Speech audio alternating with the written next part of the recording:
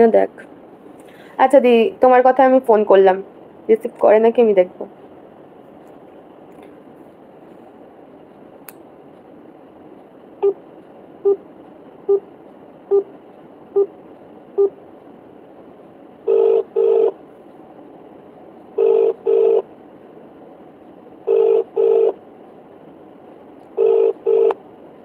Hello Pritam, হ্যাঁ বলো। তুমি কি চাও একটুখানি বলবে জাস্ট? তুমি জানো আমি একটা প্রবলেমে রয়েছি, তোমার বাবা শুধু ভালোবাসা বলেনি তোমার? কি মানে কি প্রবলেমে রয়েছো তুমি? তাহলে প্রবলেমে নেই, তোমার সুখে আছি। আচ্ছা, আর কি আর আজকে আমার বিপদের সময় তুমি বাবা করে দুদিন পর ফোন করবো যে কিটা মাইন্ড এগুলো বাবা যাবার বলে দিয়েছে, আমি তো মেনে নিয়েছি। কি তুমি কি মেনেছো বলো? সেটাই তো জানতে চাইছি, কি মেনেছো বলো? তোমার মা যেটা বলে তোমার মাকে কিনে নাও। আমার মায়ের সাথে আমি সংসার করিনি, মায়ের সাথে আমি সংসার করতে যাইনি।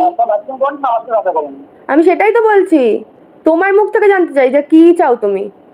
আমার চাওয়ার তোমার স্পেন্ড করো, তোমার তুমি আসি সঙ্গে দাও। তোমার ইচ্ছা মতো তুমি রিলেশনে চলে যাবে, তোমার ইচ্ছা মতো আমাকে অপমান করবে। কেউ লিখে ফালতু কথা বলো না, রিমে গেলো। প্লিজ প্লিজ অন্তত তুমিও ফালতু কথা বলো না, এটা অল ওয়ার্ল্ড ইউটিউব জানে। ফোন করো অশান্তি করার জন্য, সারা মাকে জ্বালা দেখো আমাকে জ্বালা দিয়ে ফোন করে। কি তোমাদের জ্বালাই আমি ফোন করে? জানি ছিল ফালতু যদি দিয়েছিলাম, তুমি তোমাকে বলেছি তুমি যা বলার আমাকে, যারা তোমার বলার আছে তুমি সব আমাকে 7 তারিখে পর বলবে। ও একবার 4 তারিখ হবে, একবার 7 তারিখ, আমি কি খেলার পুতুল নাকি? যখন খুশি তুমি বলবে আর আমি। তুমি আমার আরো বলছি কি চাও কি চাও, আমি তো বলি তুমি যেটা চাও আমি সেটাই করবে, যাও আমার ডিস্টার্ব করো। প্লিজ সবার কাছে অন্তত ভালো সেজো না। কাকে ভালো যাচ্ছি আমি কাকে ভালো যাচ্ছি? ফোনটাও তুমি করেছো আমাকে। ও ফোন করাও মানে তুমি ফোন করবে না, আমি ফোন করলেও কোনো সময় খোঁজ নিয়ে দেখেছো? কোনো সময় খোঁজ নিয়ে দেখেছো আমার? কখনো ফোন করেছো আমাকে? কখনো এসএমএস এ রিপ্লাই করতে? তুমি তো নোংরা ব্যবহার করে তোমাকে ফোন করা উচিত না। তুমি নোংরা ব্যবহার করো না, তোমার প্রমাণগুলো আমি দেবো। তোমার জন্য একটা প্রবলেমে পড়ে রয়েছি। আমার জন্য প্রবলেমে? আমি যদি ফুল প্রবলেমের কারণগুলো দেখাই তখন নিতে পারবে তো? তোমার সঙ্গে আমার নেওয়া আসা কি দরকার নেই, আমাকে ফোন করো না তুমি, দেখো। আচ্ছা ঠিক আছে, শুনে নিয়েছো? ওর আমার কথাই সহ্য হয় না, সে নাকি আমার সাথে সংসার করবে, বল বাড়ি যাব। সে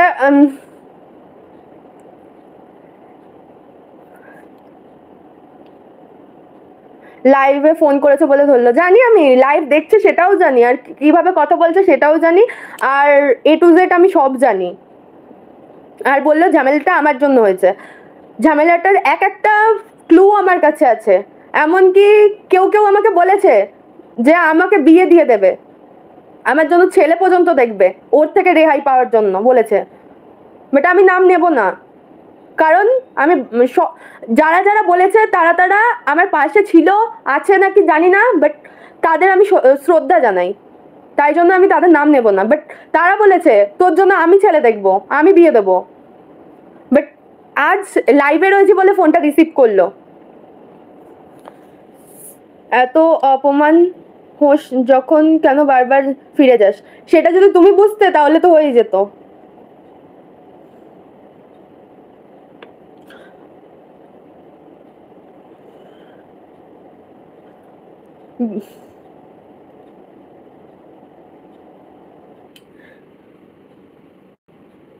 যদি ওর প্রতি আমার কোনো কিছু না থাকতো না, যেদিনকে ও মানে ওর সাথে দেখা করতে যাই ব্যান্ডেলে, দেখা করতে গিয়ে নিজে অ্যাক্সিডেন্ট পর্যন্ত করেছি, নতুন স্কুটিটা স্ক্র্যাচ পর্যন্ত খেয়েছি, নিজের পায়েও ব্যথা পেয়েছি, যেটা বাড়িতে জানে না। এখানটা দেখো, ঠিক আছে? বারবার ফোন করছিল, আমি ওকে ফোন করেছিলাম যে তুমি আসলে বলবে, ফোন করছিল যে ট্রেন চলে আসবে ট্রেন চলে আসবে, জোরে স্কুটি চালিয়েছিলাম। আর কেন মা ডিভোর্সের কথাটা বলেছে তোমাকে প্রমাণ দেখাই তোমাদের, ওয়েট।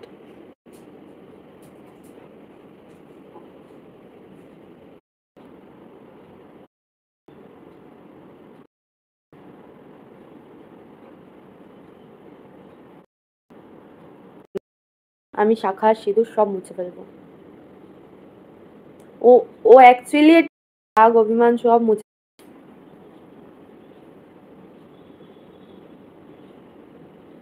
ছিল আমাকে ছাড়ার। আমি রাগ করে সেটাকে, ওই যে কথায় আছে একটা ভিডিও, দেন সবারই তো একজনের মনের কথা থাকে না। নমস্কার, কেমন আছো তোমরা? আশা করছি সবাই ভালো আছো। আর আমার মতো করে সবসময় তোমরা ভালো থাকো, সেটা কিন্তু আমি সবসময় চাই, সেটা তোমরা জানো।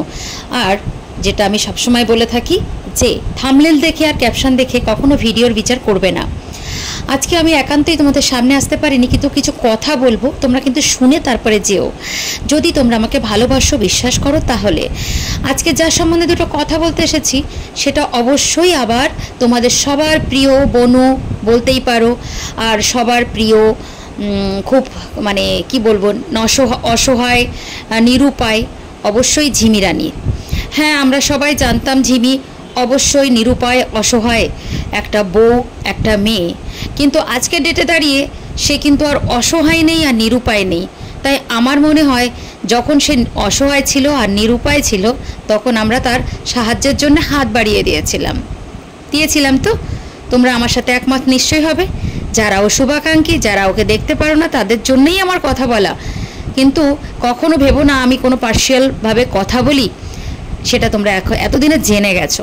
কিন্তু কিছু কিছু কাজকর্ম না এদের চোখে পড়ে, আর সেগুলো বলতে আসাতেই কিন্তু আমার এই ভিডিওটা নামানো। কারণ মনে হচ্ছে যে এই যে ঝিমি যতটা ছোট আমরা মনে করতাম, বা ও একটা অসহায় নিরুপায় আর কি, যে মেয়ে আমরা ভাবতাম বা কারো স্ত্রী ভাবতাম, সে কিন্তু সেটা নয়। কারণ তার মাথায় তার মা যেমন বলেছে, তেমনি সবাই বলেছিল, সুবুদ্ধি তো নেই, কুবুদ্ধিতে ভরা আছে। কিন্তু তার সাথে যে তলে তলে তলপেটে মানে এত বুদ্ধি, এত কিছু যে স্টকে সে রাখতেও পারে, জানি না সেটা লোকের বুদ্ধি কিনা, কিন্তু যেহেতু সে প্রকাশ করছে সোশ্যাল মিডিয়াতে, তাই কিন্তু আমরা সবাই ভেবে নেব যে এটা ঝিমিরই কাজ। তাই ঝিমি পরপর যে খেলা শুরু করেছে সেটা কিন্তু একান্তই আমরা ভাববো যে তার ব্যক্তিগত। আর তোমরা যদি বলো যে না ওর বাবা মা থেকে করাচ্ছে, সেটাও হতে পারে, সেটা আজকে ডেটে দাঁড়িয়ে তোমাদের মতো আমিও কখনো কখনো ভাবি। কিন্তু আমি বলি কি, যে মেয়েটা নিজের ইচ্ছায় সংসার করতে চায়, সে আবার নিজের ইচ্ছায় দেখো সংসার ভাঙেও নিজের হাতে সংসার যেমন গড়তেও গেছিলো, তেমনি আবার ভেঙেও ফেলেছে। সবটাই দেখেছি, ভাঙা গড়া দুটোই তার হাত থেকে দেখেছি আমরা কেউ তাকে গড়াতেও যায়নি, কেউ আবার ভাঙতেও যায়নি। সবাই চেয়েছিল সংসারটা বাঁচুক, তাই তো? এবার তোমরা বলছো যে তোমরা হয়তো ভাববে দিদি এত কথা কেন বলছো। রিসেন্ট যে জিনিসটা ও করা শুরু করেছে, সব থেকে বড় কথা ভিডিওগুলো লাইভটা সব ডিলিট করে দিচ্ছে। আচ্ছা আমি বলি কি, এই যে ডিলিট করার উদ্দেশ্যটা কি? এই যে সব কিছু মানে বলার পরে ডিলিট করে দিচ্ছে, ভিডিও ডিলিট করছে, মেসেজ ডিলিট করছে, কমিউনিটি পোস্ট ডিলিট করছে, এগুলো কেন করছে? আমি যদি সত্যি কথা বলবো, আমি যদি সঠিক বলবো, তাহলে আমি কেন ভিডিও ডিলিট করতে যাব? এই তো নয় যে ও কিছু মানে বেআইনি কোনো কাজ করে ফেলেছে, প্রুফ দিয়েছে, অডিও প্রুফ দিয়েছে, ভিডিও ক্লিপিং প্রুফ দিয়েছে মাসির বিরুদ্ধে, রিতমের বিরুদ্ধে। যার তল পেটে এত বুদ্ধি, বা সে সমস্ত যখন প্রুফটা দেখিয়ে দিয়েছে, তাহলে কেন এই লুকোচুরি, কেন এই ডিলিট খেলি, তাই না? এবার তোমরা ভাবো, হ্যাঁ যখন স্বামীরা অসহায় হয়ে পড়ে তখন স্ত্রীর পায়ে ধরা ছাড়া তাদের আর গতি পড়ে না। যতক্ষণ তারা না পড়ে ততক্ষণ তারা নিজেদেরকে হনু মনে করে, এটাও মানতে হবে। হ্যাঁ আমি বুঝলাম যে রিতম বিপদে পড়ে বইয়ের হাত পা ধরছে, সবাইকে দিয়ে বলাচ্ছে মাসির সাথে কথা বলতে, বা মাসিকে সেগুলো মেনে নিয়ে কেস উইথড্র করতে বা কিছু করতে। অবশ্যই আমরা আগেও বলেছি, এখনও কিন্তু বলছি যে এই মেয়েটা টোটালি ইউজড হয়, সবাই ওকে ইউজড করে, কারণ ও ইউজড হবার পাত্রী। কারণ ও সবসময় আমরা দেখেছি ও কিন্তু সবার কথা শোনে, তাই সেই সুযোগটা সবাই নিয়ে নেয়। তাই প্রীতমও নিয়ে নিয়েছে, বোঝাতে পারলাম? তাই সবাই ওকে কিন্তু সেই সুযোগটা দিয়ে কাজে লাগাচ্ছে। আমি বলবো যে ও যখন এত বুঝদার, ওর কয়েকটা লাইভ, ওর কয়েকটা ভিডিও দেখে কিন্তু এটা আমার কখনো মনে হয়নি যে ও কিচ্ছু বোঝে না, অনেক কিছুই বোঝে। তাই ব্যক্তিগতভাবে আমি যেটা মনে করি যে ওর অনেক বুদ্ধি আছে, বুদ্ধি তো অবশ্যই আছে। ট্রিটমেন্টের দরকার, আমাকে একজন বলে গেছে যে ট্রিটমেন্টের কথা কেন বলছেন, ও সুস্থ, ও স্বাভাবিক, আপনার ট্রিটমেন্টের দরকার। আচ্ছা আমার ট্রিটমেন্টের দরকার, আমি ভাবলাম আচ্ছা আমি তোমাকে জিজ্ঞেস করছি যে আমাকে কমেন্টটা করেছো, আমার কোন সোশ্যাল মিডিয়াতে দেখেছো ঝিমির মতো ফুটেজগুলো, সেটা একবার বলে যেও। আর একটা কথা বলি, ঝিমি শুভাকাঙ্ক্ষীদের একটা কথা বলতে চায়, তোমরা যে এতটা সাপোর্ট করো, সাপোর্ট করতে আমার ক্ষতি নেই। আমি বলেছি না, মানুষের দুটো দিক থাকে, তোমরা সাপোর্ট তাকে করতে পারো, সেটা তোমাদের নিজস্ব মতামত, তোমরা কাকে ভালোবাসবে বাসবে না, আমার বলার কোনো রাইট নেই।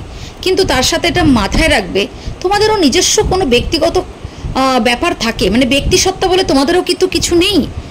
ভালোটা ভালো, খারাপটা খারাপ বলার ক্ষমতা তোমাদের নেই। এই কীরকম মানুষ তোমরা? তাকে কেন বলতে পারো না সঠিক সময় সঠিক কথাটা? যখন ঠিক করে ঠিকটা বলো, ভুল করলে ভুল বলো, সেটা কেন তোমাদের ক্ষমতা থাকে না? আজকে ডেটে দাঁড়িয়ে যে মানুষগুলো তার পাশে দাঁড়িয়েছিল, সেদের তাদের সাথে তো বেইমানি সে করেছে।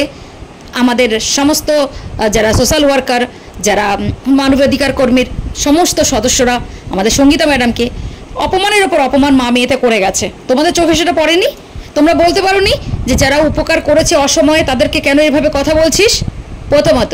দ্বিতীয়ত, এখন পড়েছে ওই মাসির পেছনে, সমস্ত অডিও ক্লিপিংগুলো শোনাচ্ছে, রিতমের অডিও ক্লিপিংগুলো শোনাচ্ছে।